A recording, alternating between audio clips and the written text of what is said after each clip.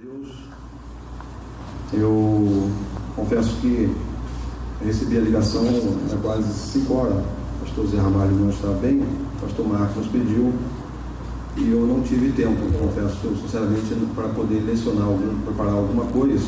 Eu vou recorrer a algum material que já tenho pronto. Peço perdão aos irmãos por isso, porque o tempo não foi assim permitido chegar em casa e ainda fazer uma leitura. Mas eu quero convidar vocês, por favor, a abrir a Bíblia no livro na segunda epístola aos Coríntios, capítulo 10. Segunda epístola aos Coríntios, capítulo 10, verso 4, 5 e 6. Obrigado.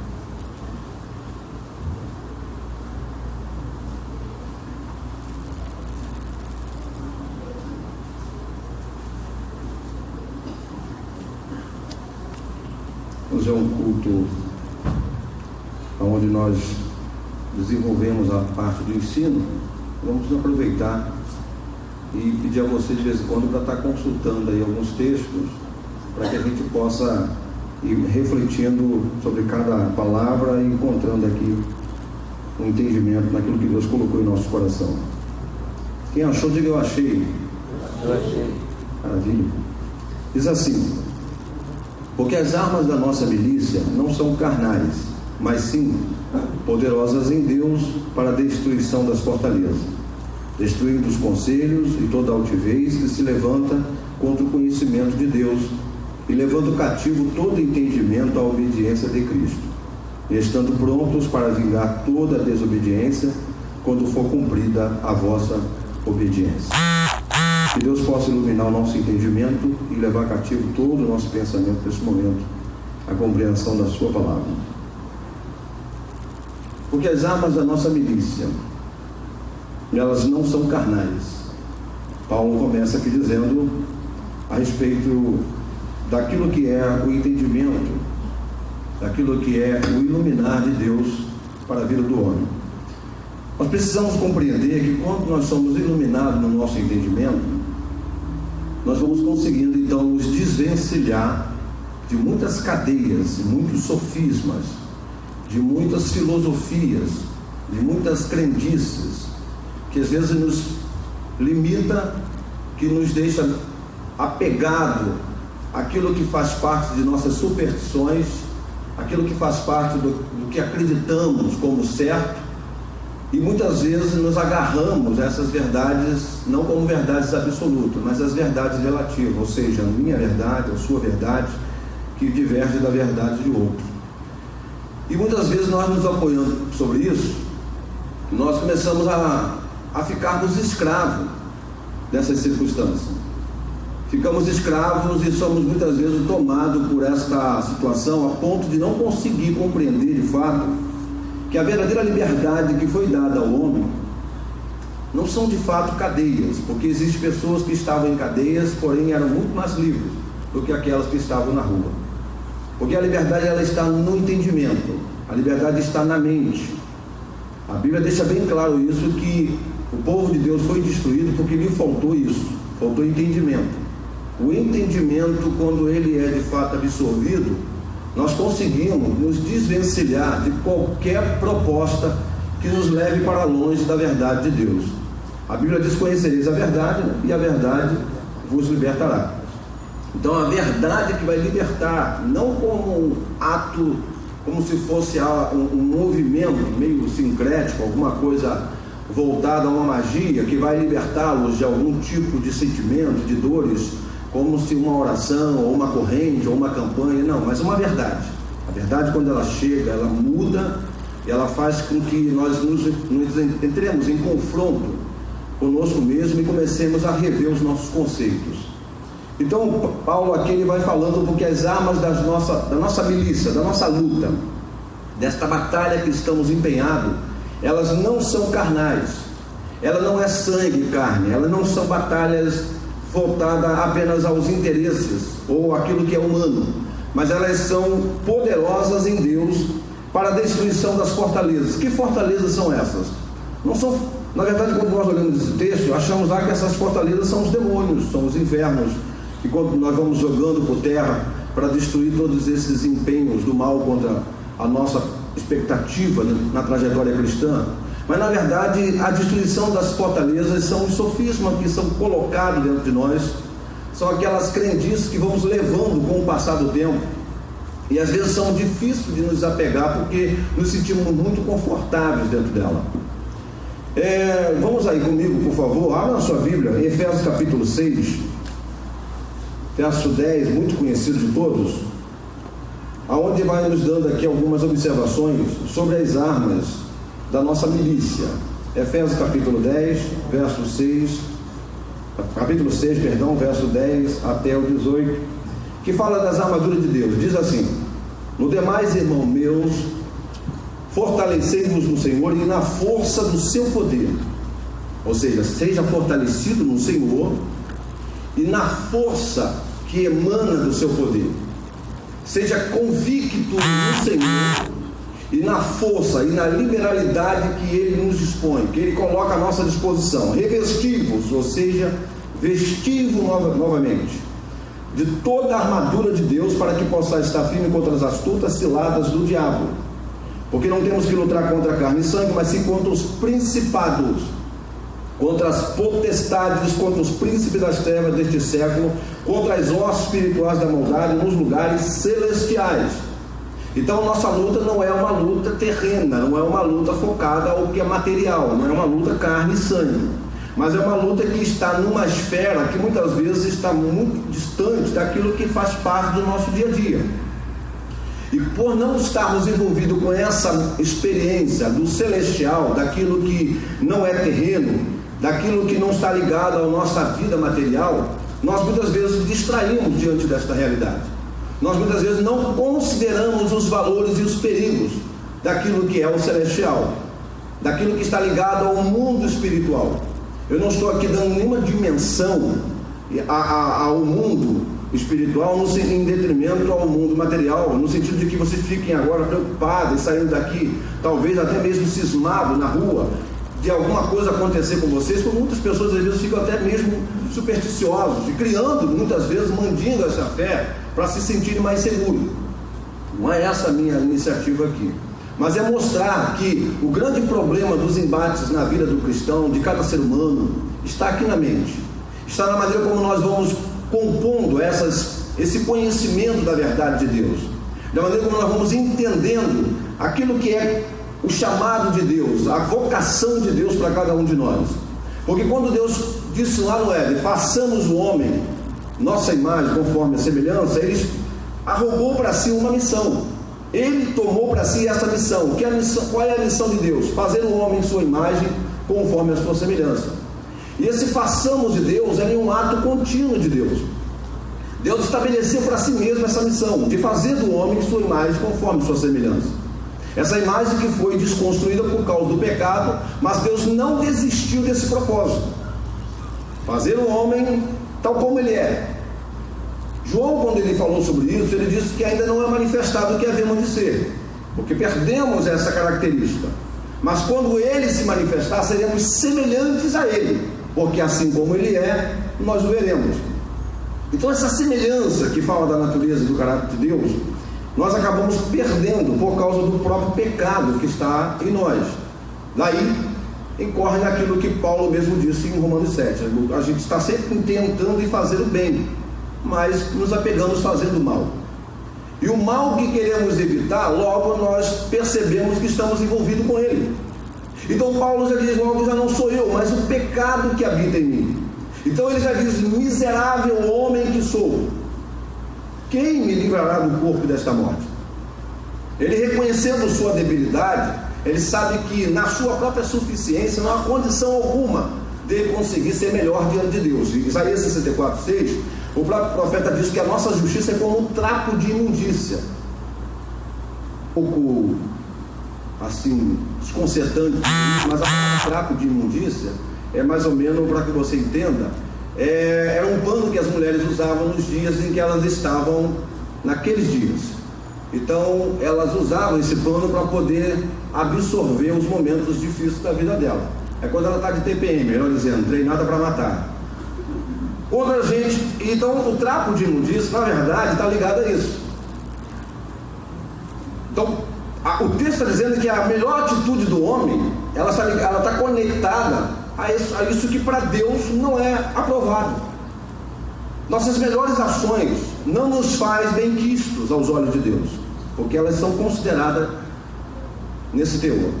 Então o texto está dizendo aqui que as nossas armas da nossa milícia não são carnais, mas poderosas em Deus para destruir fortalezas que são criadas por nós, fortalezas que são construídas pelos nossos próprios conceitos e preconceitos, que nós vamos idealizando como é o nosso jeito de ser, como nós entendemos que deve ser a vida, como nós entendemos as relações, como nós queremos entender a relação de Deus conosco e a nossa para com Ele. Então, quando isso não é bem esclarecido, nós entramos por um caminho que muitas vezes ela entra por um caminho chamado o caminho da crença, o caminho das superstições, os caminhos dos preconceitos, os caminhos das manias, dos trejeitos. Nós vamos aprendendo a buscar aquilo que está dando certo, abrindo mão daquilo que é certo. Está funcionando? Beleza, nos apegamos a essas coisas. Não me faz nem melhor e nem pior, então vamos continuar levando, vamos empurrando. Então esse tipo de atitude, ele acaba ficando muito conformado com aquilo que a própria crença pode impor a gente. Mas o texto está dizendo aqui que a gente precisa destruir fortalezas. Romanos capítulo 12, vamos comigo aí por favor, Romanos capítulo 12, verso 2. Ele diz assim: e não vos conformeis com este mundo, mas transformai-vos pela renovação do vosso entendimento, para que experimenteis qual seja a boa, agradável e perfeita vontade de Deus. Ou seja, esse texto é muito familiar a todos, né? Não vos amoldeis a este mundo, não tomeis a forma do atual sistema, mas transformai, ou seja, trans é ir além da forma e além daquilo que foi estabelecido. Transformai-vos pela renovação, renovar o entendimento. O entendimento é a grande parte, é a parte principal que precisa ser trabalhada em cada um de nós. O nosso entendimento. Nós não podemos ser emotivos, espiritualistas, nós não podemos ser pessoas apenas que ficam focados apenas nas coisas da maneira que a multidão prossegue, é o que todo mundo aceita, é o que todo mundo concorda. Nós não podemos ser daquelas da opinião da maioria, ou que a voz do povo é a voz de Deus. Nós precisamos ter entendimento. Muitas vezes, quando nós temos o nosso entendimento renovado, nós poderemos contrariar opiniões, nós não seremos mais repetidores. Eu falei uma vez aqui que o MEC, Ministério da Educação e Cultura, falou que as nossas faculdades, ela infelizmente não tem produzido pensadores, ela tem produzido repetidores. E drasticamente isso tem passado também para as nossas reuniões cristãs. Nós não temos formado pensadores, nós temos formado repetidores, pessoas que falam, que sabem, sem saber o que diz.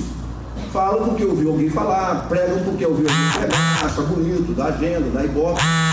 Muitas vezes não há um conceito formado, de fato, de entendimento de que aquilo é certo, de que aquilo é coerente, de que esta é a verdade de Deus, ou é uma verdade relativa, ou é uma verdade denominacional, ou é uma verdade apoiada numa visão pentecostal.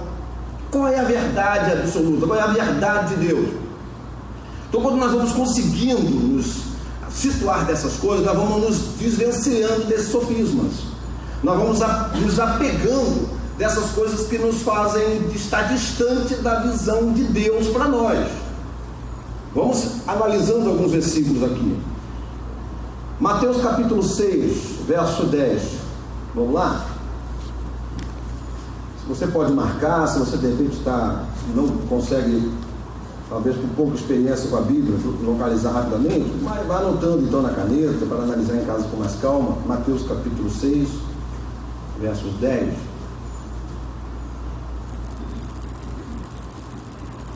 É muito conhecido de vocês essa oração. No verso 10 diz assim: venha o teu reino, seja feita a tua vontade, assim na terra como no céu. Então, quando o reino de Deus de fato se manifesta sobre os homens, a compreensão da vontade de Deus começa a ser estabelecida. Porque o reino de Deus é o governo de Deus sobre os homens. O reino de Deus é o controle de Deus sobre nossas vontades. É Deus tomando de volta, colocando de volta no lugar aquilo que é devido.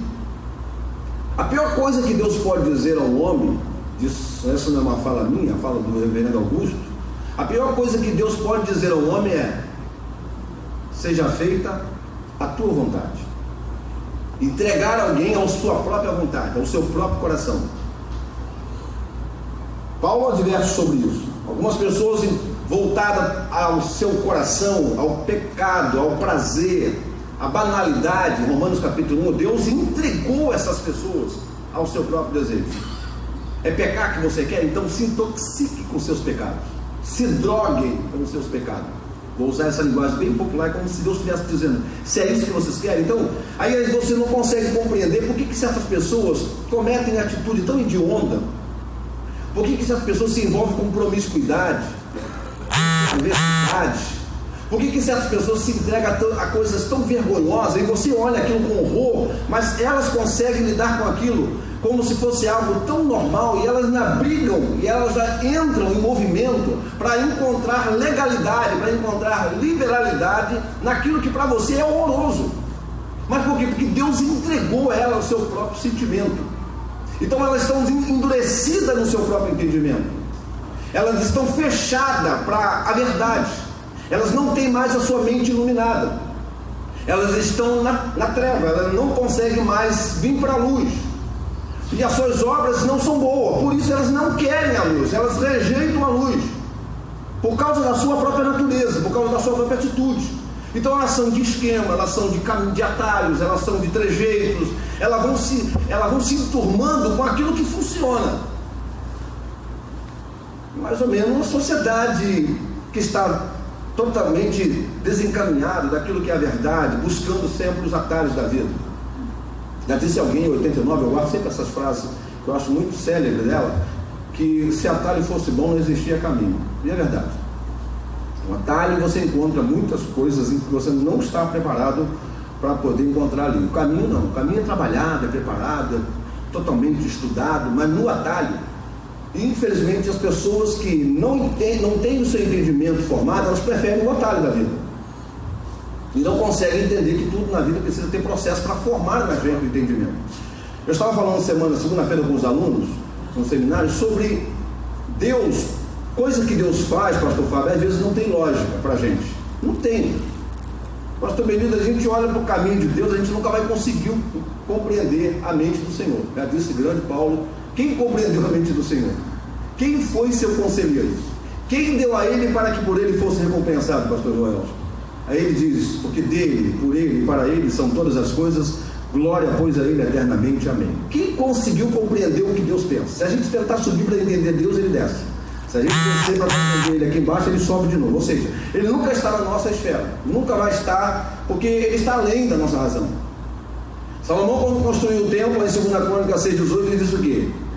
Quando acabou de construir, ele faz aquela oração bonita, aquela doxologia, ele apresenta, ele consagra o templo a Deus, aí ele diz: eis que os céus, e até o céu dos céus não podem contê-lo, quanto mais esta casa que eu tenho edificado. Salomão tinha consciência que aquilo que ele fez para Deus era pequeno demais para compor a grandeza de Deus. Quanto mais o nosso raciocínio, quanto mais nossa mente, ela não pode conceber, ela não consegue jamais conter e compor a grandeza de quem Deus é. Por isso nós vamos compreender a mente do Senhor. A gente não vê lógica. Por exemplo, Deus mandar Moisés, permitir que Moisés vá para o Egito, e aí agora faz com que Moisés saia do Egito e Moisés fique lá no deserto durante 40 anos, para depois passar por todo aquele processo e voltar para o Egito, para agora viver aquela trajetória para libertar o povo. E todo o processo demorado. Aí eu pergunto: não seria mais lógico Deus deixar Moisés crescer no Egito, se tornar o novo faraó? Pronto, agora eu sou poderoso, sou o faraó. Aí olhar para o povo: olha, vocês estão livres, agora eu que mando aqui no Egito, pode ir embora todo mundo. Seria muito mais rápido. Mas a gente vai olhar o caminho de Deus, a forma como Deus trabalha. Deus não está preocupado com o resultado imediato, Deus está sempre interessado no processo. Alguém disse muito bem: se você quer uma casa limpa, né? Se Se você quer uma casa limpa, vai lá e contrata uma diarista. Você vai ter uma casa limpa. Agora, se você quer uma filha transformada, chama ela para limpar a casa com você. A última coisa que você vai ter é uma casa limpa, porque você vai passar mais tempo corrigindo a sua filha do que aproveitando o que ela faz. Se você quer um carro limpo, chama o seu filho. Um carro limpo, contrata um lava-jato, contrata aí alguém para estar limpando. Agora, se você quer um filho transformado, chama ele para limpar o carro com você. Você vai passar mais tempo corrigindo seu filho do que aproveitando o que ele faz. Porque o que você precisa entender é que não é o resultado que importa, mas o processo que transforma.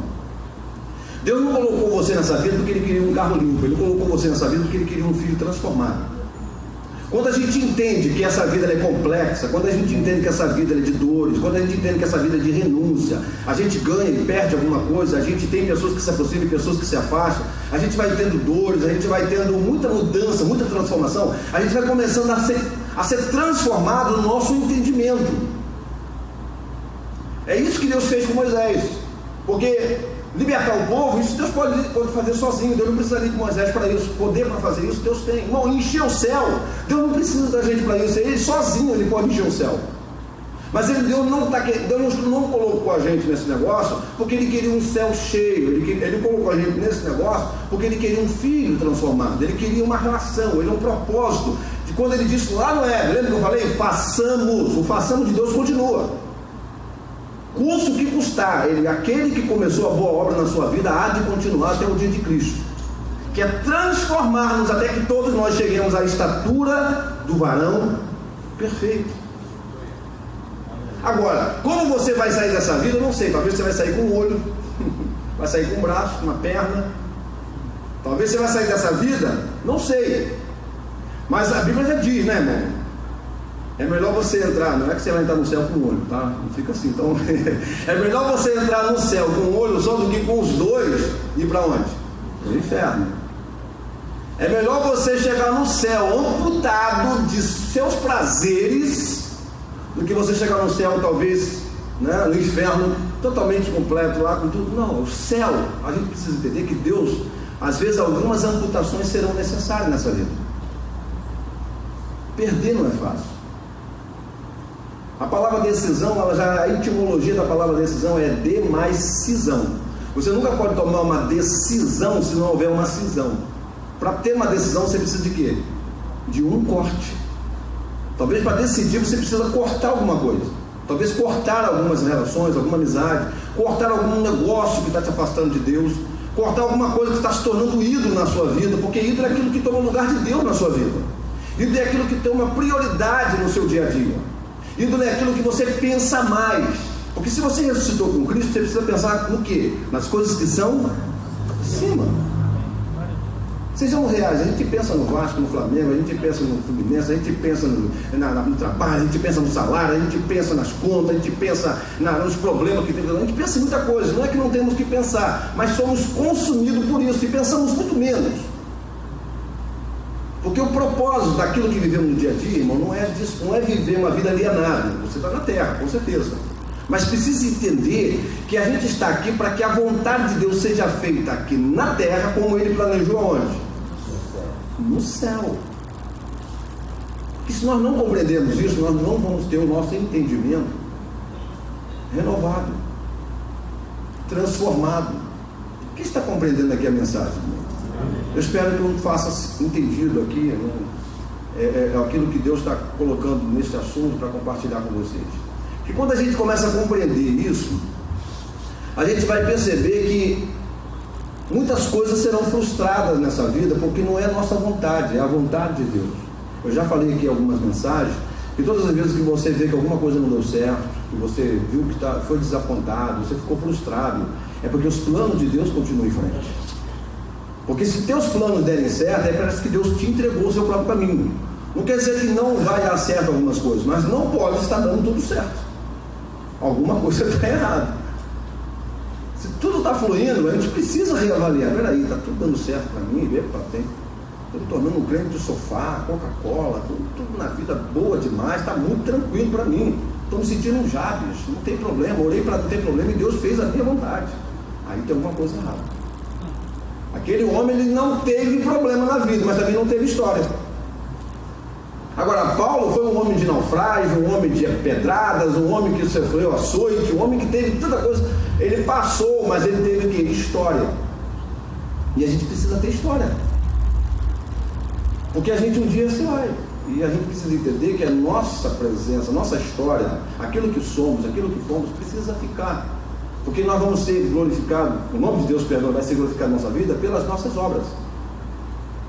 Ele diz que eu vos chamei e vos nomeei para que vá e dê fruto, e o vosso fruto permaneça. Eu tenho que trabalhar, eu tenho que ter uma vida cristã, não uma vida breve. Eu não posso estar pensando na vida temporânea. Eu tenho que pensar numa vida que é eterna. Porque eu não fui chamado para viver no caminho temporal. Eu fui chamado para viver no caminho eterno. E quando eu estou preocupado somente com aquilo que é dessa vida, eu estou focado naquilo que Jesus condenou. No amanhã. Amanhã é mal. Então, o que o salmista diz? Vê se há em mim algum caminho mau, ou seja, temporal, e guia-me pelo caminho eterno, do qual eu faço parte, para que eu me chamar. Então, o caminho eterno não é o quanto eu vou eternizar minha vida aqui, não, é o quanto o legado da minha caminhada vai marcando pessoas que virão depois. Porque eu preciso ser esse que semeia. Lembra que disse a palavra de Deus? Paulo plantou, Apolo regou, mas Deus deu o crescimento. Ou seja, são etapas, mas são etapas que colaboram para quem vem depois. Não é um trabalho feito só. Então, quando eu começo a ter essa consciência, eu vou começar a compreender a dimensão da vontade de Deus na minha vida. Vamos lá, por favor, o livro de Josué, capítulo 5. Porque se eu não compreender isso, eu vou sendo manipulado por qualquer sofisma, por qualquer modismo. Eu vou ficando uma pessoa talvez até mesmo tímida diante da verdade de Deus e não consigo aproveitá-la, porque eu estou vivendo uma vida com medo, uma vida de ansiedade. Josué capítulo 5, essa história aqui é uma história da circuncisão dos filhos de Israel.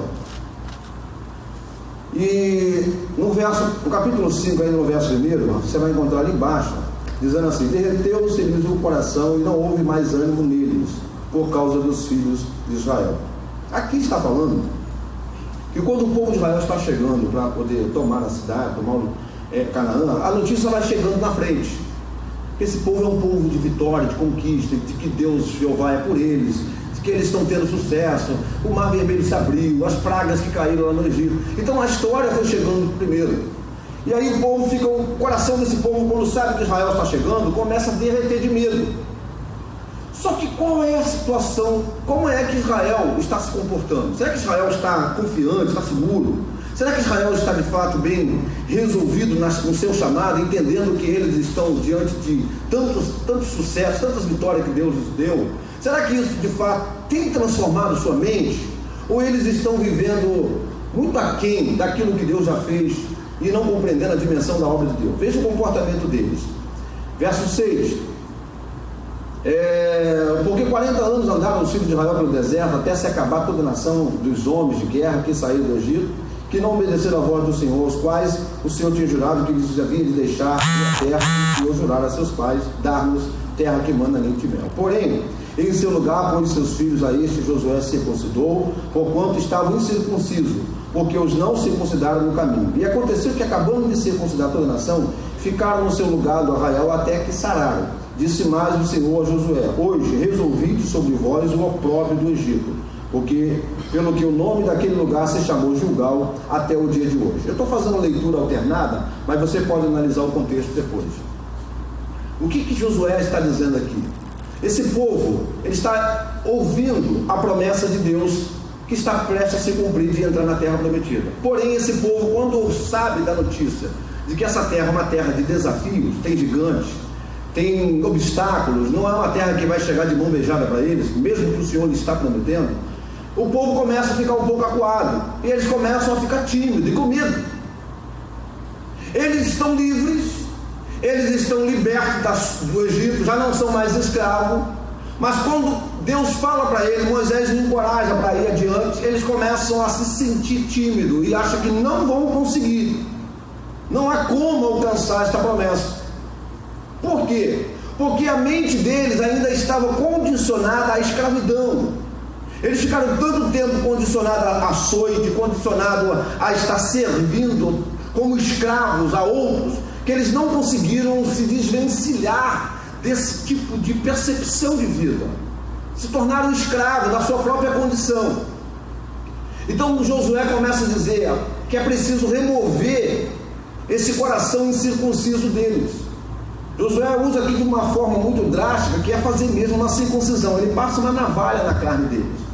Mas ela está tipificando a mente nossa quando ainda é escrava, a mente nossa quando ainda, apesar de já termos vivido os avanços, de termos sido libertos das prisões, das cadeias do pecado, mas ainda conseguimos ser dominados pelo medo, conseguimos ainda ficarmos dominados pela situação de alguém que caminha na fé cristã, mas parece que vive mais com medo de Deus do que de fato conhecendo a Ele como Pai, do que tendo de fato uma relação com Ele, como alguém que o ama.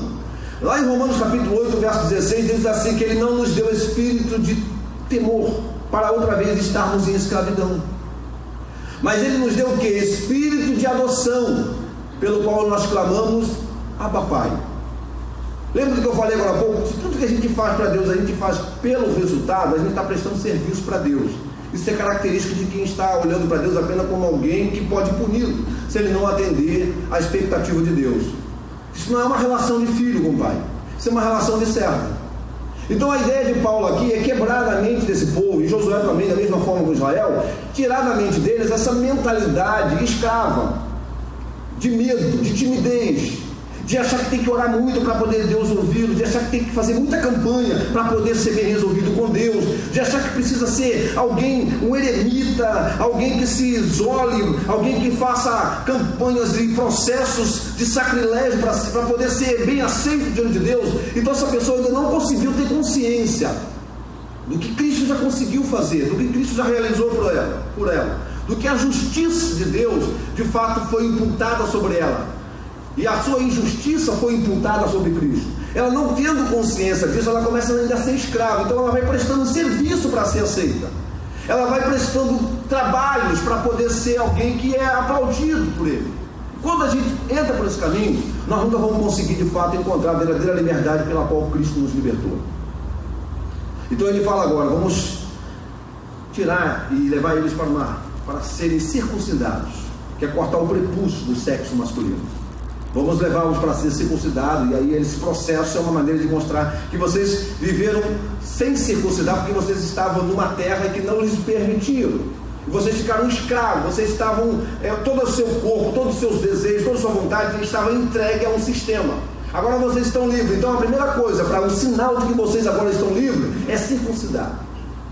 Então ele está querendo dizer para a gente que a primeira situação, o primeiro sinal de nossa liberdade é entender que nós não estamos mais, nós estamos mais presos do pecado. Ou seja, eles estavam livres do Egito, porém ainda possuíam uma mente escrava. Vamos mais adiante, você vai conseguindo raciocinar o texto através do que disse Jesus. Abra aí Lucas capítulo 4, verso 19. Abra, anote aí o que você puder fazer. Lucas 4, Evangelho de Lucas 4, 19.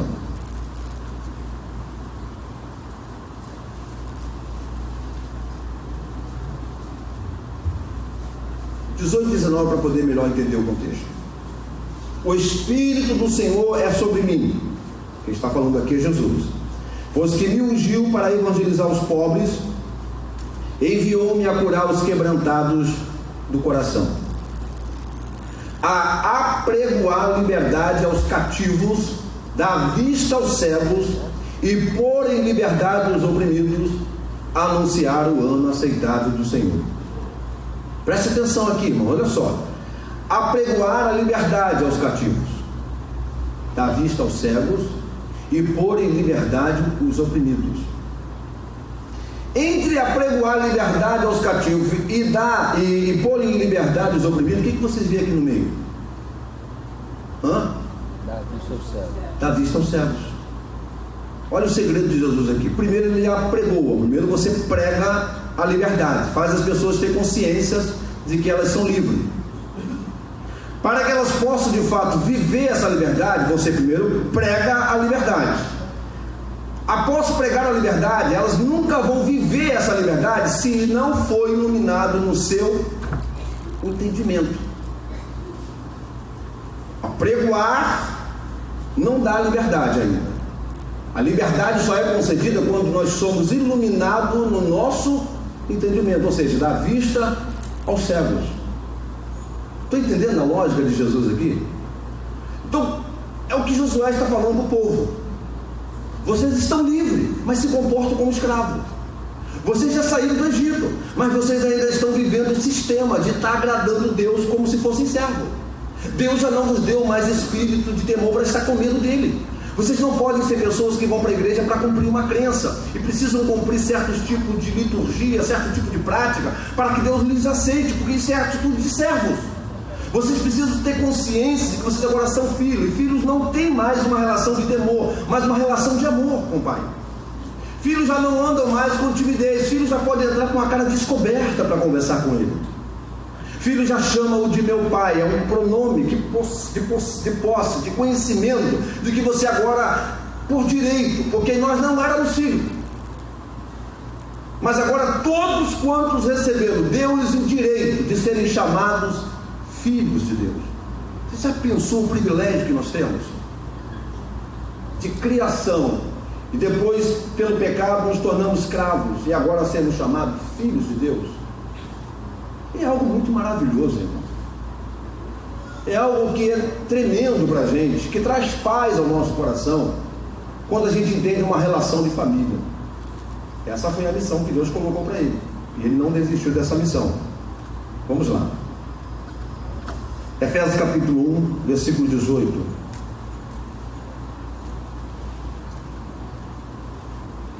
Paulo continua dizendo, Efésios capítulo 1, verso 18.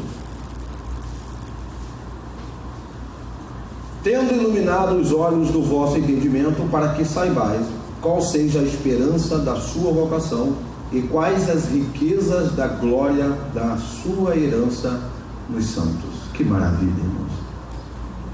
Quando nós temos o nosso entendimento, nossos olhos iluminados no entendimento, nós passamos a ter consciência da nossa vocação. Nós já não somos mais espectadores. Nós não estamos mais assistindo à vida que passa. Nós somos participantes desta vida. Nós temos a consciência que o nosso chamado não se limita a um microfone. Nós temos a consciência que o nosso chamado não se limita a um terno, a uma gravata.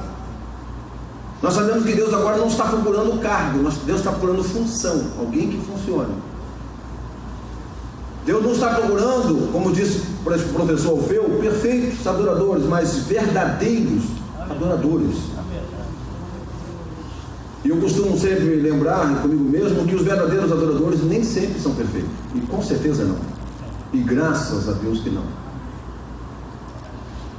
porque se fossem perfeitos eles não estariam aqui. Nós precisamos entender que essa consciência começa a ser formada em nós, e nós vamos compreendendo o quão é grande a missão que Deus colocou sobre nós. Por isso eu vim dizer a vocês que vocês não têm uma missão, vocês estão vivendo uma missão que é de Deus. Essa missão é dele, e vocês estão incluídos nessa missão. É a missão de Deus. Por isso que vem e vão, pessoas vão passando, e novas pessoas vão chegando. Por quê, irmãos? Porque a missão pertence a Deus. E Ele colocou para si mesmo essa tarefa. E Ele vai cumprir tudo aquilo que foi designado. Porque pode ter certeza, irmão, ainda que você não entenda as coisas que acontecem na sua vida, é isso que a Bíblia está querendo dizer para a gente. Todas as coisas, todas, contribuem para o bem daqueles que amam a Deus e que são chamados por esta vocação, são chamados por este plano. Aí eu vou começar a compreender, pastor Eduardo, a minha posição. Eu vou começar a compreender que eu posso ser um João ninguém ao lado do seu coisa nenhuma, mas isso não vai mudar a minha vocação. Porque não é onde eu estou, mas quem eu sou no plano de Deus. Porque a questão de eu estou, isso pode ser muito ligado ao cargo. Então isso precisa ser desintoxicado da gente, para que a gente possa compreender os valores. Porque aí a gente vai começar a compreender que muitas vezes a gente pode ser alguém talvez estranho ao sistema, mas vai sempre existir alguém que vai olhar para você e dizer: ali vai um santo homem de Deus, ali vai uma santa mulher de Deus. Vocês estão entendendo, irmãos? Não é o que você carrega. Eu lhe pergunto, será que de todas as medalhas que você na vida recebeu, de fato você mereceu-as todas? Será que de todos os troféus que existem lá na sua estante, de todos os diplomas que você recebeu, será que você mereceu todos isso? Será que a gente não pegou algum atalho? Será que a gente não teve alguns macetes? Será que a gente não teve? Será que a vida, nós somos pressionados para alcançar o que o sistema nos impõe. Mas nós somos muitas vezes agredidos por essas coisas para que possamos rever de fato quem somos. Então, quando nós somos iluminados no nosso entendimento, nós começamos a compreender que a vontade de Deus, estabelecida no céu sobre nós aqui na terra, elas vão acontecendo à medida que nós percebemos que os nossos planos são frustrados. E aí nós vamos entendendo que esse é o nosso chamado. Iluminando os olhos, ó Deus, que esta noite nós possamos ser mais iluminados os olhos através desta palavra, porque ela é lâmpada para os nossos pés, ela é luz para os nossos caminhos. Não é quem prega, não é o quanto prego, não é o quanto falo, não é a nossa filosofia, não é o nosso vasto conhecimento, não é isso, irmão. Não, é quem Deus chama, é quem Deus separa para esse chamado. É você estar pronto para entender que Ele vai te escolher, apesar das nossas debilidades. Ele vai falar através de você, apesar dos seus limites. Para que você reconheça o que Paulo diz: tem, porém, este tesouro em vaso de barro, para que a excelência da glória seja de Deus e não de nós. O vaso precisa ser de barro. O vaso precisa reconhecer que há limites em si mesmo. Quanto mais nós vamos fazendo essa varredura, quanto mais nós vamos permitindo Deus vasculhar nossa alma, nosso interior, mais nós vamos compreendendo quanto bondade e misericórdia nos seguem todos os dias de nossa vida.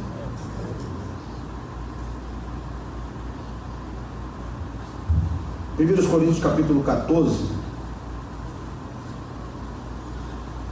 verso 20, não sei se é isso mesmo que eu marquei aqui. 1 Coríntios 14, verso 20.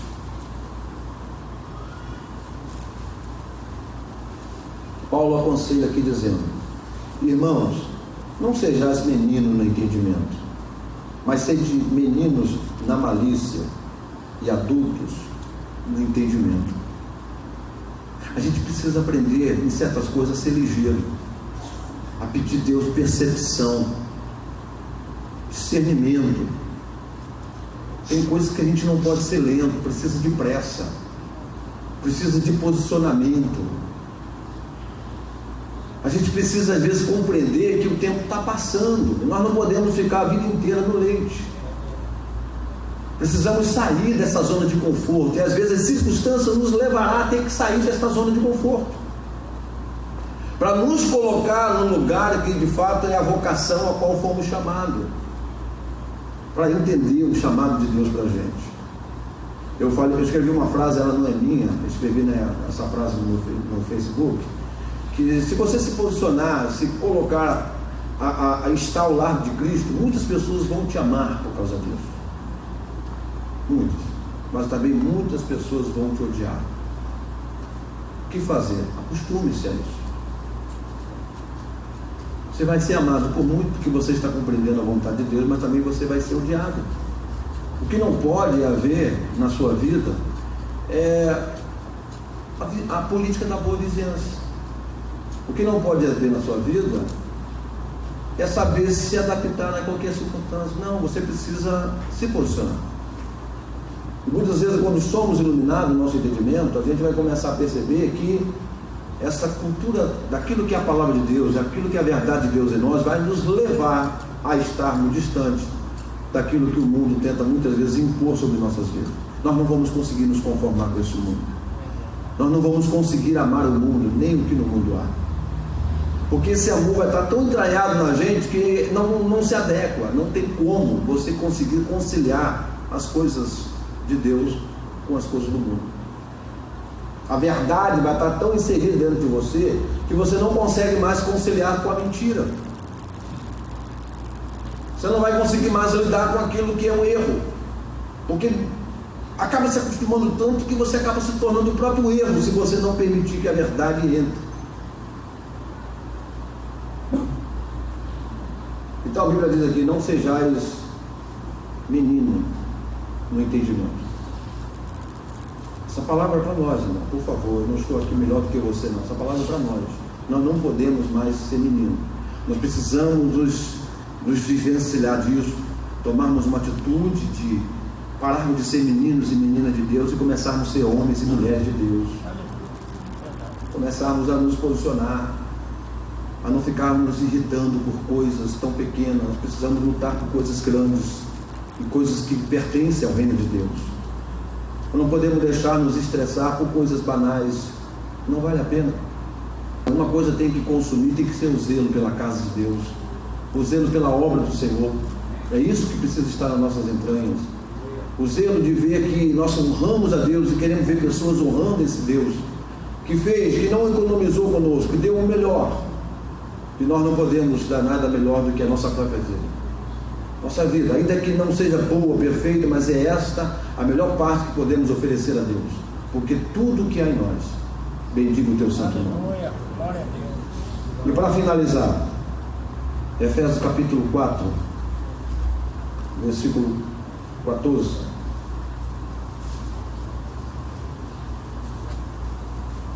Paulo, falando sobre a unidade da fé, ele dá aqui mais uma advertência, dizendo, Efésios 4,14: para que não sejamos mais meninos inconstantes, levados em roda por todo o vento de doutrina, pelo engano dos homens que com astúcia enganam fraudulosamente.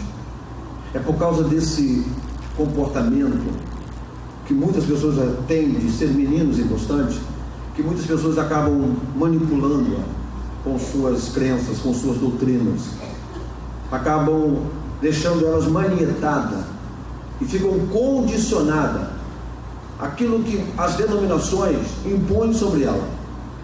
Por ela não compreender a verdade de Deus, o sistema acaba dominando quem ela é. Então ela é escrava daquilo. Ela vai prestando para Deus sempre um serviço, a vida inteira. E a gente precisa entender que Paulo deixa bem claro: quando a gente começa a ser adulto no nosso entendimento, nós não somos mais inconstantes, nós somos firmes e constantes. Tudo que fizermos para Deus vai ser sempre abundante, porque sabemos que o nosso trabalho não é em vão. Não podemos talvez ser reconhecidos pelos homens, não podemos talvez ser aplaudidos pelos homens, mas há um Deus que diz o texto sagrado: eu sei as tuas obras, e isso é que importa. Malaquias escreveu que há um memorial diante de Deus. Tenha certeza, Deus tem memória, e a memória de Deus está guardando aquilo que você faz para Ele de todo o seu coração. Todo o nosso trabalho será provado no fogo da sinceridade. Madeira, palha e feno não resiste, mas prata, ouro, pedra preciosa, pode ter certeza que preserva. Deus está avaliando o nosso trabalho, irmão, é por isso que Ele nos prova, por isso que Ele nos testa. Por isso que cada dia Deus permite algumas coisas na nossa vida, para que a gente saiba reconhecer de fato a razão da nossa fé, a razão do nosso chamado. Que Deus possa continuar falando através desta palavra, e que incomode-nos nesta madrugada, que nos visite pelo Teu Espírito, que a palavra do Senhor nos tire da zona de conforto, se estamos, que possamos entrar na zona do enfrentamento para mudar quem somos, para que Ele possa fazer em nós aquilo que de fato Ele planejou, seja feita Sua vontade na terra, como Ele planejou no céu. Amém, queridos? Você pode aplaudir Jesus? Deus abençoe.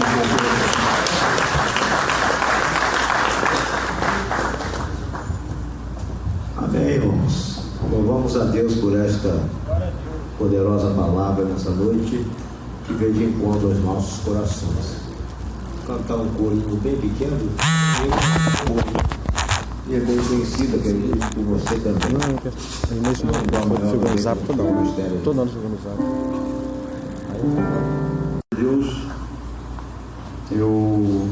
confesso que recebi a ligação há quase 5 horas. O pastor Zé Ramalho não está bem, o pastor Marcos pediu e eu não tive tempo, confesso, sinceramente, para poder lecionar, preparar alguma coisa. Eu vou recorrer a algum material que já tenho pronto. Peço perdão aos irmãos por isso, porque o tempo não foi assim permitido chegar em casa e ainda fazer uma leitura.